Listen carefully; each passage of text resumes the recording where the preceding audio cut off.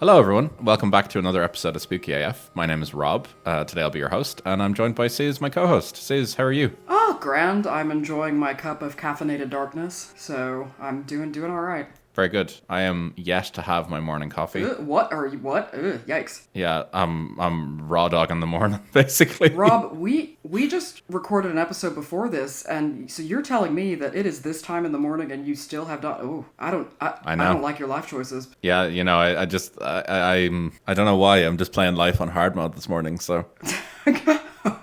Choose your own adventure.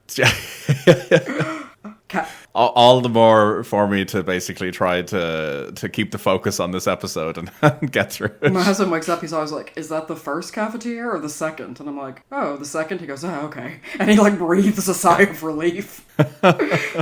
Yeah, no, I'll be treating myself to a delicious coffee after this. Nice. The sole reason I haven't had my coffee yet this morning was I was too fucking lazy to go downstairs and make one. So that was it. There was no other thought process behind it, really. Grand. I'm trying to think, is there anything I need to I know because we... okay, yes. So welcome to Suz's Cinema Corner. I finally made my partner watch...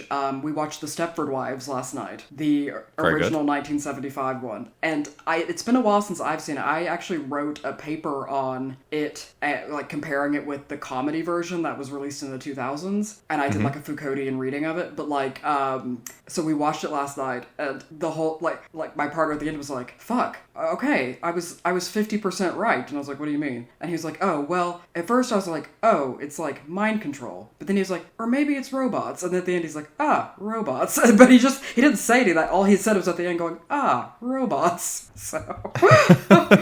So, by the way, highly recommend if you are, especially if you're a woman, it is profoundly upsetting and unsettling and a great film. So I highly suggest it. Great. Well, that's a good suggestion. Thank you for that. Before I get into this, we got a question during the week from a listener. Oh, did we? Asking, so they noted that we talk about podcasts a lot on the podcast, namely audio dramas. Right. And they wanted to know if we had any recommendations. So I thought it would be good for us to give one recommendation each to our listeners for audio dramas that we would recommend people listen to. Okay, well, I think we should give one each, but then our shared one is obviously, what the hell are you doing with your life? Go listen to the Magnus Archives. Yeah, completely agree. I think we've basically mentioned that in every episode of the podcast to date so far. So like we are absolute like Rusty Quill stans. Like go listen to the Magnus Archives. It is a complete story. It is so well produced. It is so fun. Like it was the podcast that we like listened along to, and we really bonded when we first met over the Magnus Archives. Totally. Yeah, 100%. Magnus Archives, it was the source of many conversations in a otherwise incredibly stressful office environment. Yes. I'll never forget us coming back from a work event that was in a different city, and you were driving, and we were like, oh god, the new episode just dropped. And so you were like putting it on to play in the car, and my husband was in the back, and he was like, oh fuck, not this again. And like so he like put on headphones because we were like, oh god, it's a new one. What's gonna happen? Look, you know, he knew what he was getting into. So that's true. So I think our overarching one is always, please go listen to the Magnus Archives. I agree, 100% agree. Okay, do we want to give like a personal one each then? Yeah, sure. I'll let you go first if you'd like. Oh damn. Putting you on the spot. Well, to the listener that asked the question, I am currently doing a thing I said I wouldn't ever do again. I am re-listening to the black tapes, and it is so, like, the first few seasons are so good, and like I will like straight up tell you, it does not, like, they did not complete it. It got real off the rails and all that, but like I do think that it is absolutely worth listening to at least the first two seasons. Yeah, no, I'd say listen to all of it. Yeah. Knowing that it doesn't end. Yeah, exactly. Basically. Yeah. No, great suggestion. Mine is a audio drama that's still currently ongoing. It's called Malevolent. Yes. And it's amazing. If you like kind of eldritch horrors, kind of the like old gods sort of thing going on, definitely recommend. It's very, very good. I like thoroughly enjoy it. It's basically one guy doing all the voices, all the music, everything. He's phenomenal. Arlen Guthrie is his name. He's incredible. So I would definitely recommend checking out Malevolent if people are looking for for something new to listen to, but also something that's still current and ongoing. So I would also say I have a couple of honorable mentions, one of which is Limetown. Particularly the first season is incredible and very, very good. Really unsettling and spooky. And then, so another one is the first few seasons of King Falls AM. I really enjoyed. Oh, God. I know, and like again, that's another one that like from what I understand, like the creators had a big falling out, and yeah, they basically just left it on a massive cliffhanger, promised like a definitive ending, and then they got in a huge fight with each other and just cancelled the whole thing. Yeah. Like the story is really good and the actors are great for a while. And the other one is if you're into like binaural and like proper kind of horror setups, then the first season of Darkest Night is worth a listen. Darkest Night, yeah. The second season was so bad, but the first season was incredible. Yeah. So yeah. So there you go. Got some recommendations. If people want more, please let us know. We can turn this into a weekly thing if you want to, because I'm sure, as you've just heard, we listen to a lot of podcasts. We do, and we are constantly talking about them, and like, it's mad, but we're really into it. So yep, absolutely. So yeah, there's our recommendations, and I hope it gives the listener who asked a few things to listen to going forward, and anyone else who's interested would absolutely really heavily recommend the audio drama kind of world. And we are not sponsored by the Magnus Archives. We are just huge fans. Avid listeners.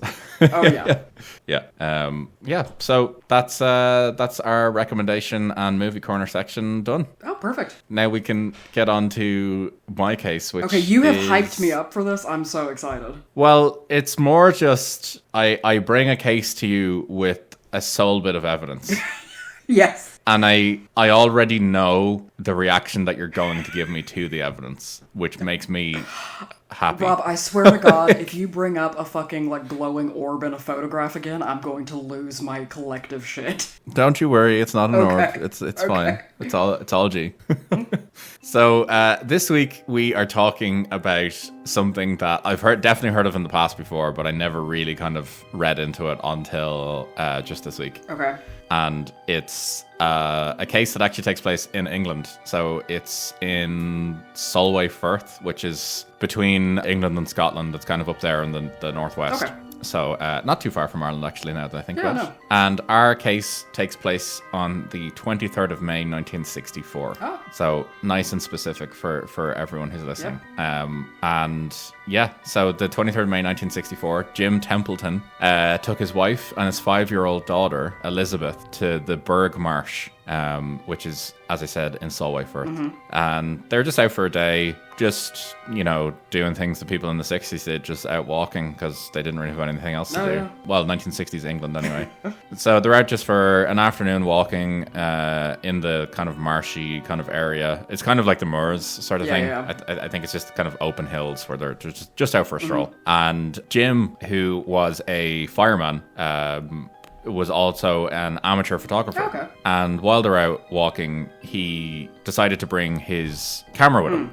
And he's like, cool, so we're going to go out for an afternoon. We'll go out walking. We'll bring my camera. We'll take some pictures and such. So he is out kind of just looking for some things to take pictures of, and he decides, do you know what, my daughter's out, she's actually wearing her new dress, so I'll take a picture of her so she can have it, and it'll look all nice, and it's a good way for me to get used to using my new camera. So it was a Kodak SLR. Okay. So I believe like a reasonably good camera for the time. Mm-hmm. Like he was a pretty, like I know he was an amateur photographer, but I think he was actually like quite into the hobby. Yeah. So they're out doing their thing. He snaps a few pictures and that's it. Like the day is kind of, apart from that, completely normal. So they said that everything was fine. The afternoon was exactly as they planned. They said the only thing that was a bit weird to them is that when they were out walking in the field that they usually were in, usually the cows and the sheep are all in that field, but on this specific day, for whatever reason, they noticed that all the cows and the sheep were over on the far side of the marshland. Okay. So Jim actually said all the animals on that particular day were away on the other end of the marsh, all huddled together. It looked like they may have been frightened. So, but the family didn't really think anything of it. They're out just because it's 1964 and like nobody knew how to read vibes. Exactly. Yeah, totally. So they didn't notice anything else being a problem. So Templeton said to Elizabeth, sit down here on the grass and pose. And so what he did was he had her sit down and gave her a bunch of freshly picked flowers that he'd taken up from the field.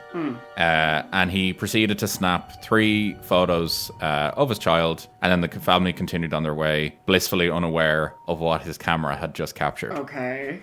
So a few days later, Templeton, as an avid photographer, he wanted to get his photos developed. So he went to the chemist, which is where everyone got photos developed up until very recently. Yeah. So I don't know if that's the same in the States, but definitely was here. We would go to the local pharmacy and get them developed for sure. Cool, great. So yeah, he went to the chemist, got the photos developed, and the chemist who he knew because he was fairly familiar with him and knew that he was a photographer was just got chatting to him. And he was saying to him, he was like, yeah, great pictures of your girl, like that's a really like good photo, like great camera, like good to use. He's like, it's just a shame that idiot ruined the best photo that you took. And Templeton was like, what are you talking about? He's like, it was only us that was there. And the chemist was like, no, that is not the case. Flicked through the photos and pulled out the photo in question. Would you like to see the photo that the chemist handed to Templeton? Oh yeah. This is a great setup for a horror story, I will say that. Like, I'm already creeped out. That is a good setup. But I am already laughing at a picture I haven't seen yet. There you go, I've just sent it to you. What? Rob? Yep. No? What? Okay. Okie dokie. Right. So there is it looks like a spaceman. It does look like a spaceman. Funnily you say that. Oh wait, is that not what the prevailing theory is? Yeah. Oh no, it is. Oh okay. I was like, keep going. I was like, okay, I can see like there's a figure that so it's kind of appearing above, kind of askew to the right of the little girl's head. It is a good picture of her, by the way. And then it looks like the top half of a guy in a kind of what you would imagine a spacesuit would look like from like a sci-fi novel of the time, not like an actual proper spacesuit. However, I'm gonna say, I'm gonna go with the skeptics' tried and trues, like lens aberration. Also, like we could be looking at like some cloud cover potentially. I don't know. I remain intrigued. I will let you continue. Okay. Yeah, that's fine. So just hold that thought for the moment, okay. And we'll proceed. So yes, I'm glad that you straight away called it a spaceman, because what we're talking about today actually became known as the Solway Firth Spaceman or the Cumberland Spaceman. Okay. So you really got it on the head there. You got your 1960s lingo right down there. I mean, it was the year my mother was born, so I'm psychically connected. Perfect, great. That's good to know. So he's like this fucking idiot basically was in the picture and completely ruined the picture of your daughter. So Templeton was like, I don't know what you're talking about. He looks at this picture, and to say he was surprised is an understatement. So what he saw, as Suz has described, was an image of what appeared to be a tall humanoid figure clad in what can only be described as a spacesuit. And it's jutting out at a bit of a strange angle from behind his daughter's head. Yeah, it's a bit as if it looks like a guy who's clearly like standing behind her at a fair distance, and then it's like he's leaning just his like torso over to the right.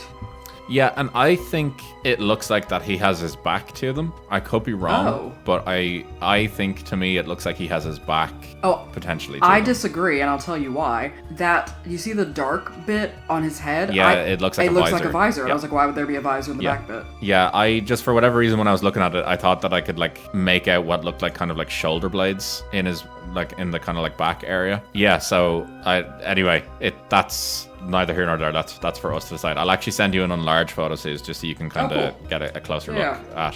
I was just thinking, I wish I could like zoom. Okay. Yeah. Huh. That is weird.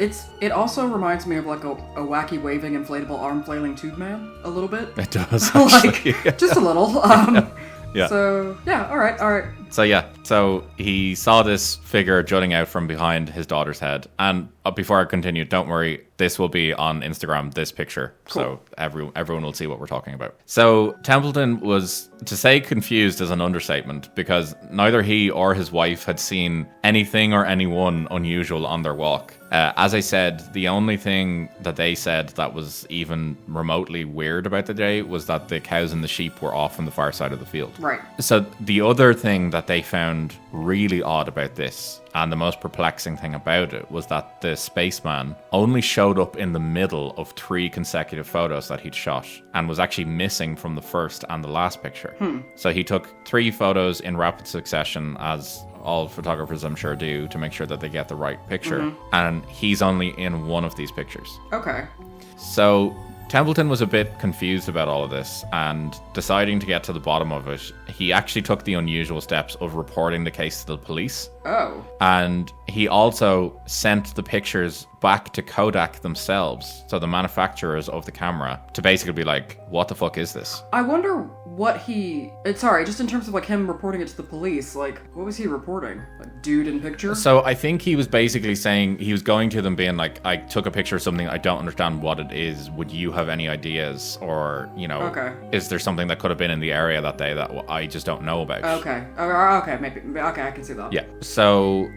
So he sent it off to Kodak, and basically he was like, do you have any idea what this is? Like, it's confusing me. I don't know what it is, and I just want to get to the bottom of it. So Kodak looked at it and actually agreed that they would examine it. So they took the photos, they took the negatives as well, and they examined it for any signs of faulty film stock, a tampering, or a hoax. And they conclusively said there was no issues at all with the stock, no issues. There was no tampering, no hoax at all with any of the film. So then they actually went one step further, and they said, beyond all kind of doubt, they believed the photo was genuine. They said that they couldn't basically find anything that would tell them that this was kind of, like double exposure or anything like that. As far as they were concerned, this is a legit photo. So yeah, as far as they're concerned, there is a figure that was in that photo. Yes, yeah, and that's what they were saying. Okay. So Kodak were saying this, but the police, on the other hand, without kind of doing their own investigating, they just said that this is clearly a case of double exposure, with one negative having been printed on top of the other during processing. Right. And the chief superintendent at the time actually came out and just said, he was quite dismissive and just said, this is one of those things, it's a freak picture. Oh, so what you're saying is ACAS, all cops are skeptics. Yeah. Yeah, so he was basically just like, nah, bro, it's nothing, don't worry about it. Yeah. I mean, you got austerity, England, Northwest, they got bigger shit going on. Yeah, totally. And this police officer is probably like, why the fuck are you coming to me with this? Yeah, they're like, I'm investigating a murder. Like, what are you doing? Yeah. People have war in their country. Yeah, man, this is 1964 England. I have far more important things to be doing. Drinking, smoking, all that sort of healthy stuff for myself. If I could tell the future, I'd be girding my loins for Thatcher. Yeah. Yeah, exactly. This man, he doesn't have time for this bullshit. No. Amateur photographer coming to him. No, that probably also doesn't like the fact that he's a firefighter, because they don't get along. No, and this is a guy who remembers the Blitz. Oh, he totally does. Oh yeah, 100%. He has some real strong opinions about Germans. Oh yeah, that he is not shy about in conversation. No. I think if you're a superintendent of the police in the north of England at this point, you have some problematic views. Oh, yeah. And you probably still be like, the children yearn for the mines. There's also an element in of fact, that. I would imagine this man probably served in the Somme, actually, or something like that. Oh God, yeah, no, he's got such severe PTSD. He doesn't but it's very British stiff upper lip, not gonna push it down. Yeah, doesn't like the Irish because they're uppity. Because of notions. Yeah, exactly. Doesn't like them. Yeah, so we know who this man is. Basically, we've created this man, and we will not be told otherwise. Yeah. So no, this this is canon now. Yeah, probably actually referred to Templeton as somewhat of a hippie. Oh yeah, because he was out because he had a camera. Had a camera out in nature. He was like, God, what a liberal. Yeah, exactly. They're the reason why there's problems in this country. This is why the empire fell. Fresh air. It's not good for you. Yeah. But where's the smoke? What do you mean you were functioning without nicotine? Yeah. What do you mean you don't drink alcohol when you drive? How else are you supposed to drive? You mean you put out fires sober? So okay, we're back. He said it's double exposure. Yeah, 100%. And just as a final note, the man also absolutely has a mustache. Just saying. Oh, that was a given. Yeah, good. I'm glad we're on agreement there on the same page. So anyway, the superintendent basically is like, get the fuck out of my police station. There's nothing here. It's double exposure. That's it. So he says this, but then to go back to Kodak, they apparently were so intrigued by this dilemma because their nerds basically couldn't figure out what the problem was that they offered a reward of free film for a year to any person that could solve the mystery as to how the spaceman got into the picture. I love that. That's such like a nerdy, like, oh, we really want to know. Like, yeah, exactly. So, spoiler alert, just to say, the reward remains unclaimed to this day. Oh god, okay. So just before you go thinking that I've got some solutions for you. Oh no. So yeah, they just couldn't figure it out. Templeton was just very confused by all of this and just did not know what was going on. So naturally at this time, the worldwide press was starting to become a much bigger thing. Like stories are spreading around the world much quicker. You know, the kind of the news cycle that we now know was kind of in its infancy, but was very much so becoming a bigger thing. Yeah. And so it wasn't long before the image caught the attention of the press. And the picture was basically published in newspapers all around the globe. There was pictures of this showing up. And Templeton was asked to basically describe the event to the press. So he said, direct quote from him, "As an amateur photographer on a day trip with my family, I took the photograph on Berg Marsh on May 23rd, 1964. I took 3 pictures of my daughter Elizabeth in a small pose and was shocked when the middle picture came back from Kodak, displaying what looks like a spaceman in the background."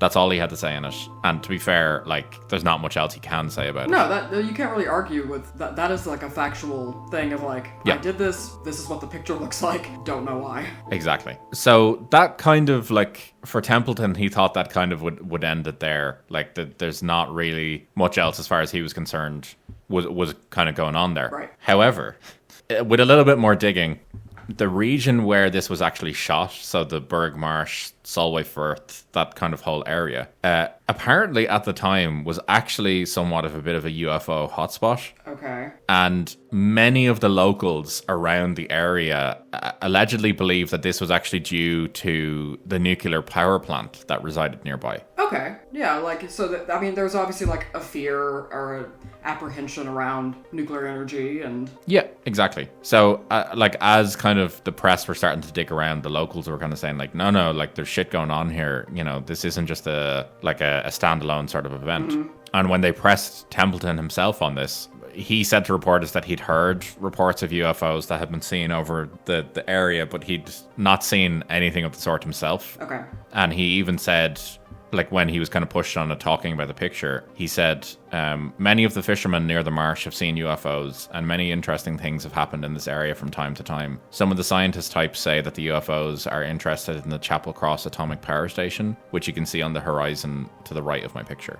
So I just found it really interesting that the spaceman is also on the right-hand side of the picture, and it's also in the direction of the atomic power station, just saying. I think it's interesting that people are like, oh, UFOs are attracted to the nuclear power because it's kind of like this unknown... Like, I think a lot of people were still probably not super aware of, like, the science behind nuclear energy and things.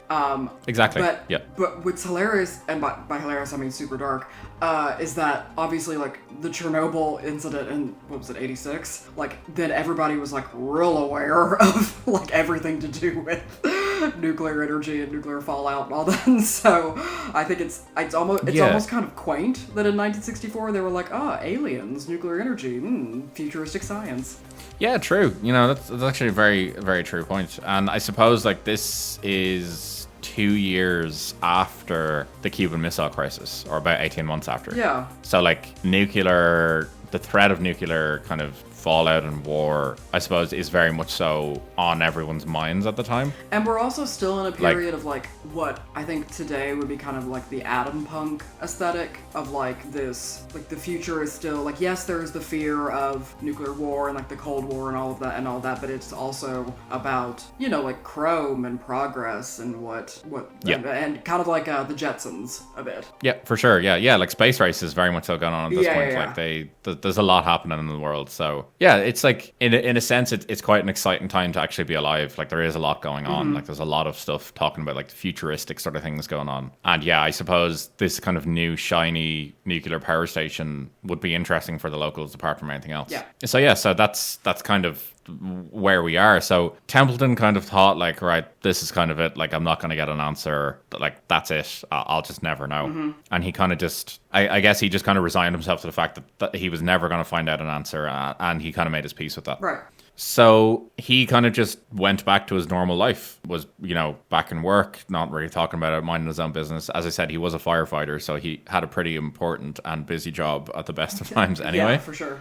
Yeah. So Templeton was in the fire station one day and he was just there. Obviously, there was no fire. So he's just in the firehouse minding his own business when he is visited by two men wearing dark suits. They pull up to the firehouse in a dark Jaguar. The strange men get out of the car. They do not give him their names. They refer to each other instead by numbers. Well, yeah, because they're Will Smith and Tommy Lee Jones. And they claim to be agents of Her Majesty's government. So Templeton was visited by the fucking Men in Black. The MI5 Men in Black. Yes. Oh, okay, right. Are you still with me? I'm Rob. I this many years into the friendship, I'm here.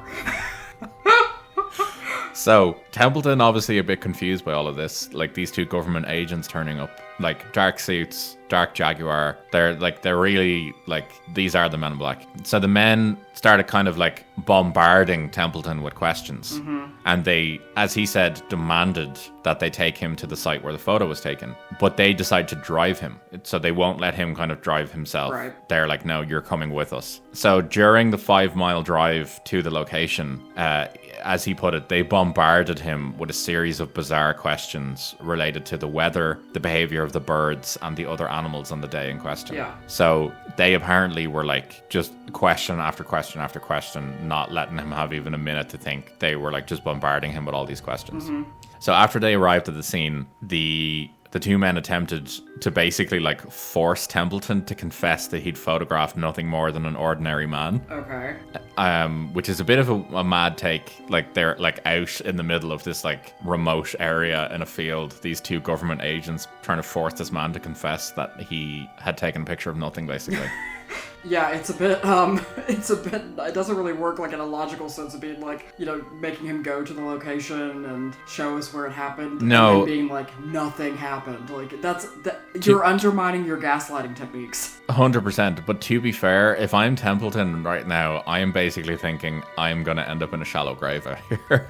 Oh, especially because I know this is like dark and happened a little bit, like it happened a fair bit further south near Manchester, but like this is the same time period as the Moors murders. And so like he's probably thinking like, well, I'm another body to that count. Like I've had a good run. Yeah, exactly. Well, you know, it's been fun. As he like turns around, he just hears behind him like, "Tally ho, old boy." Oh God, Jesus Christ. So Templeton was basically like, fuck you, I'm not admitting to that. I'm not making any such admission about this. I know I didn't see anyone when I took a picture, and I know what's on the photograph.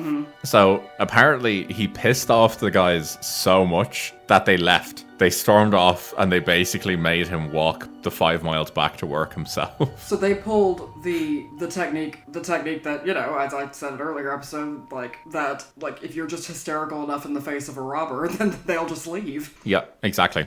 And the one standout thing that Templeton took from all of this, that was this already bizarre enough circumstance, the thing that was even more bizarre to him that he could not make sense of at all was one of the questions that they asked him, and it was, I think, the last question. one of them said to him, "Where did you see the second spaceman?" What? So Templeton had never reported a second alien. Okay. And when he tried to explain this to them, apparently they actually became visually aggressive and like quite angry with him. And that's what led to them storming off. Okay, So they were basically saying like, where was the second one? But there wasn't a second one. Exactly. So they were trying to, I think, imply that he had seen the spaceman when he had taken the picture. I think they were basically trying to say like, no, you know exactly what you saw. And they basically didn't buy the fact that it was only seen in the photograph. I think they were trying to say that he had actually seen what he was taking a picture of. Right. So yeah, he was left with like even more questions than any answers. The thing that stops me though is if they were why in the world would you get so, like, if you are the Men in Black, why in the world would you get so flustered that you then storm off? I understand getting so flustered that you then, like, I don't know, take him out with a ray gun or something, or like you memory flash him or something like that, but I don't understand the reaction of like being huffy and then just throwing a bit of a fit.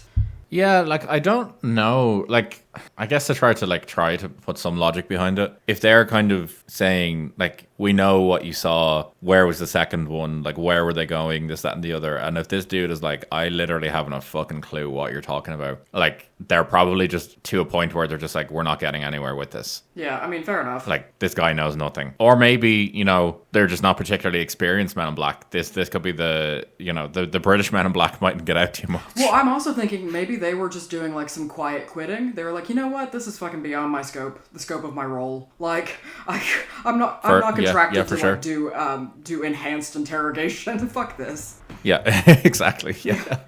Yeah, I suppose they probably are called, like, Her Majesty's Men in Black. I'm gonna get my union into this. Yeah. Yeah, well, what are they going to say about this back home? Exactly. So, yeah, they just basically just fucked off and were like, well, you can walk back yourself.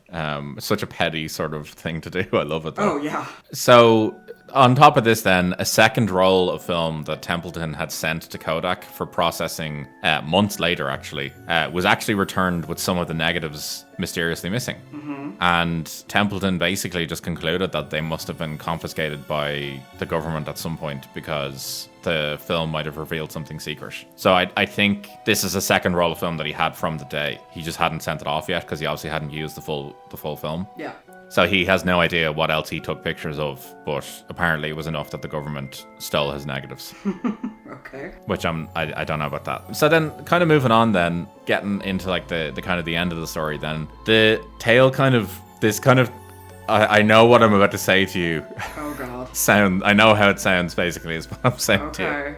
So the editor of a Cumberland newspaper got in touch with Templeton and actually requested to borrow the negative of the photo in order to send a copy to another newspaper in Australia. Mm-hmm. And when Templeton asked him why, he said that they were apparently dealing with their own potentially extraterrestrial phenomenon and believed that there might be a connection. Okay. So this is where, you know, the Stranger Things music is going to start kicking in here now. Okay. Yeah. And I hope you have your tinfoil hat firmly on. I put it on the minute I said it. I saw something that looked like a spaceman. Okay, good. That's good to know. Because according to eyewitness reports, on the very same day that Templeton took this picture, a rocket launch countdown was aborted at a test facility in Woomera in Australia. So the launch was halted when two automatic survey cameras caught a pair of large unidentified humanoid figures clad in what appeared to be white spacesuits walking around the launch pad. And just a note, at the time of the launch, the photo had not reached Australia and the crew had no knowledge of the image. Well, I'm sorry, like, the first thing I thought of in the Australia incident was that it's just Rocket Devil again. He's back. Yeah, very, like, the lad does like to turn up. We haven't actually talked about him in Australia yet. We haven't, but you cannot tell me that the devil is not involved with Australia. Oh, well, he 100% has. Like, basically every creature there is from hell. Exactly. Like... Okay, alright. Okay, fine. I mean, scientists wear white clothing and maybe two of them were errantly walking around the launch pad, but, you know, no, sure, whatever. But see, scientists don't wear spacesuits. I mean, wouldn't they wear kind of specialist equipment if they were dealing with a rocket launch? No. No. Sorry. Just no. Okay. So Templeton describes it as, so this is what the newspaper editor said to him. They saw on the monitors somebody was in the firing area, and of course the countdown was stopped. They searched the area, nobody was found, not a soul. It was put down to a technical fault, but it was exactly the same type of man, same dress, same figure, same size as the picture that was taken over in Bergmarsh. Look, the Australians, they don't have time for bullshit, you know, especially not Australian nerds, which are, there's not too many of them knocking about, I'm sure.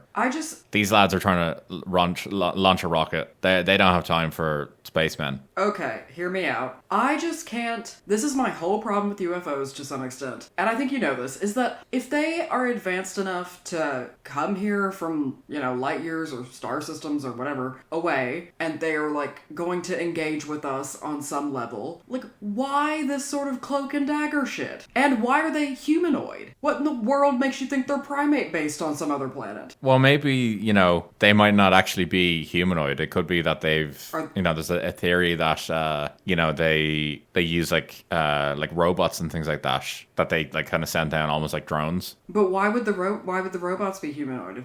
Are they to fit in? Yeah, but are they building them up in the atmosphere of Earth and then sending, like, where's the manufacturing building for this? Like, did they come to Earth, see that we look like this, come back? But then why did they come to Earth and think humans were the best thing? Be like, I would send down a robot dolphin. Well, you know, maybe, you know, they've been here a while. They know how things are. What are they doing in a field in, like, the borders? Oh, I have an answer for you on that one if you'd like to know. Are they Scottish? No, Unfortunately not. Damn. So the aborted rocket launch was actually part of a space project known as Blue Streak. Okay. And it was basically soon discovered that the rocket that was actually going to be used in that launch in Australia was manufactured in Spadeadam in England, which is only a few miles away from Bergmarsh. That is a weird coincidence, but once again, I'm just going to drop apophenia and let it sit. And God. When Australian reporters asked to view the security camera footage from the 23rd of May in Woomera, they were informed that out of all of the canisters of film taken during the Blue Streak project, the only canister missing was the one containing the requested footage. That is also weird. I will give you that. Yep. And then to further my point, the Woomera facility has been the site of numerous UFO sightings and at least one more aborted launch due to what was described as a white being near the launch pad, and it was spotted by security cameras. So this was not the first time that this had happened. Yeah, but I mean, like, white people being where they shouldn't be in Australia is pretty on brand. Very true. Very, very true. My final point in all of this. Less than 3 weeks after this all happened, off the coast of California in Big Sur, another alien form was captured by a United States Air Force team filming an Atlas rocket. And the interesting thing about the Atlas rocket and the Blue Streak rocket were that they were both intercontinental ballistic missiles. And the commanding officer of the mission allegedly captured footage of an alien ship beaming light at the tip of the rocket's warhead twice, and they basically had to cancel what was going on there. Okay. Yeah. So this is 3 weeks after the sighting in England, the sighting in Australia with the cancelled launch, and now they're claiming that they actually have video footage of a UFO beaming light at the tip of a warhead. So when this was all developed, apparently the Men in Black turned up again and asked this officer questions and basically tried to verify what he'd seen. And that concludes the story. God, I swear to God, every time you do a UFO one, I just feel such an affinity and connection to Scully. I can't even tell you. Like my glasses just turned into round wire-rimmed ones. I'm wearing an oversized blazer suddenly. Your hair has become long and red. Yeah, exactly. I'm I have a shoulder-length ginger bob. Yeah. Okay. So yeah, look, I think it's pretty clear that it was an alien. But what's the reason? it's, we couldn't possibly understand the thought process of the spaceman. I mean, fair. Like, honestly, I question their judgment if they're, like, insisting on coming to Earth. Because I'm a big believer of the, what's that theory called? The Great Silence. That, there are advanced alien civilizations, but they've deemed us too, like, shitty to involve. They're like, I'm not getting down on that level. Like, they come down here and they're like, damn, bro, you live like this? Well, if it was on the kind of like Star Trek leaning kind of side of things, maybe the aliens were coming down to see how advanced we are with nuclear technology and basically determining whether or not we're worth getting in touch with yet. Well, yeah, and I'm sure they came down recently and they're like, oh, they've made some big advances. And then they're like, oh, fuck, what's TikTok? And then they left. And they'll never come back. True. It's potentially that could have happened, We'll never know. We'll never know. But yes, that concludes the Cumberland Spaceman and the wacky shenanigans that went on with 2 nuclear rocket tests. I will say the picture is weird. Like, it is a weird looking picture. Like, I can't tell you what that is behind her. It also, like, I can't tell you at what distance away it is. Like, it's a very strange kind of, perspective. I feel like it's probably not that far away. I think it's someone standing behind her. But, like, I think if her head was to be, like, moved out of the way, you'd probably just see, like, legs as well just standing there. That's kind of what I'm imagining. Okay. Yeah. All right, I can see that. Yeah. I don't know, once again, I've put on the aluminium cap, and once again, I don't feel like it's protected me from my skepticism.